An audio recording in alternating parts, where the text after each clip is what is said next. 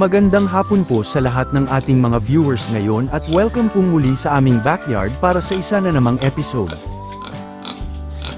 Katatapos ko lang magpakain sa mga alaga sa rasyon ngayong hapon, sa pagpapatuloy ng aming pagsasanay sa batang barako na si Django, kung saan sa nakaraang mga episodes ay nagsimula na ang kanyang pagsasanay, ngayon ay ang pag-expose sa kanya sa ibang mga alagang inahin o dumalaga, kabilang po ito sa kanyang training ang pagpasyal sa mga kulungan, dahil hindi pa siya marunong magbulog, ang pagsasanay ay bilang teaser bore muna. Ano po ang kahalagahan ng bore exposure sa mga babaeng baboy? Ito ay tatalakayin natin sa abot ng aking makakaya at sa simpleng pamamaraan lamang bilang backyard raiser.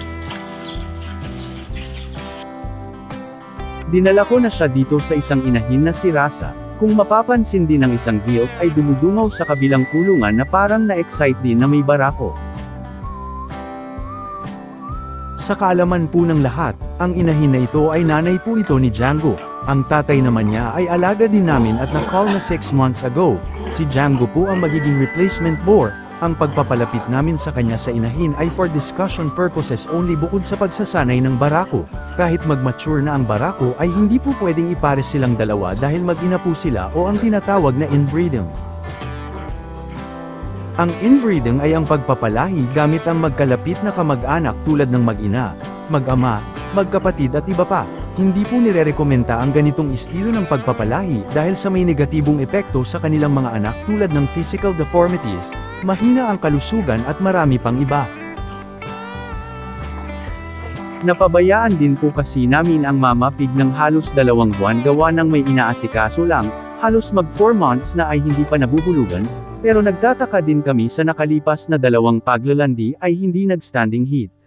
Baka siguro ay nagdamdam siya sa pagkawala ng dating barako. Dati mga 5 araw lang pagkahiwalay ay nabubulugan agad siya. Sadyang may ganitong pagkakataon baka nagbabago na ang kondisyon ng inahin kaya pinalapit na namin ang batang barako para maglandi siyang muli.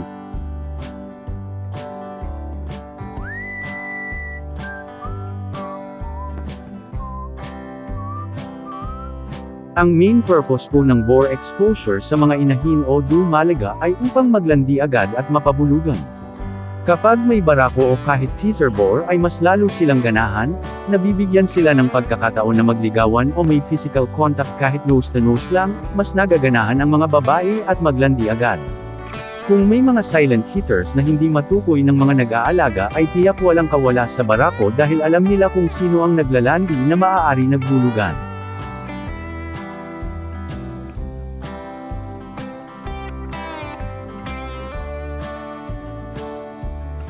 Nagagalit ang inahin at hindi rin interesado masyado ang batang barako, hindi po nangangahulugan na walang silbi ang kanyang exposure dito dahil maghihintay pa tayo ng estrus period o paglalandi ng inahin. Kung sakaling ibang barako at mature ang dinala, ang ganitong senaryo na hindi sila interesado sa isa't isa dahil hindi pa naglandi at ayaw pa niyang tanggapin ang barako para magbulog, malalaman naman natin kapag handa na ang inahin dahil halos hindi nagagalaw. Antabayanan natin sa susunod na mga araw kung saan ay maglandi ng muli ang Mama Pig sa ika-3 o 4 na araw simula ngayon. Tingnan natin kung mag-standing heat na siya para tatawag na kami ng bore for hire. Nagagalit ang Mama Pig pero at least ay na-expose na siya sa barako. Galit ngayon pero may epekto ito sa kanya at hintayin natin ang muling paglalandi. Maaari nating i-expose ang barako sa kanila kahit ilang sandali lang para mas ganahan ng mga babae. Kita ninyo ang isang gilt na nakasampa sa pader para mag-pakyut sa barako.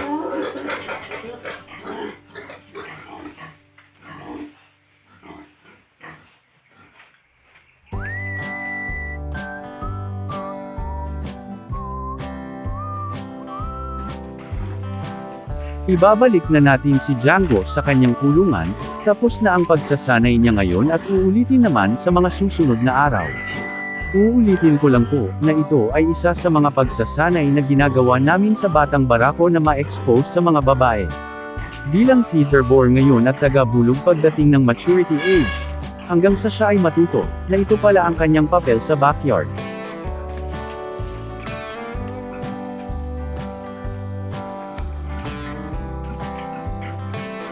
Gusto pang dumalaw sa kabilang guild na nagpapakyut sa kanya kanina pero tsaka na lang dahil may gagawin pa ako at hapon na.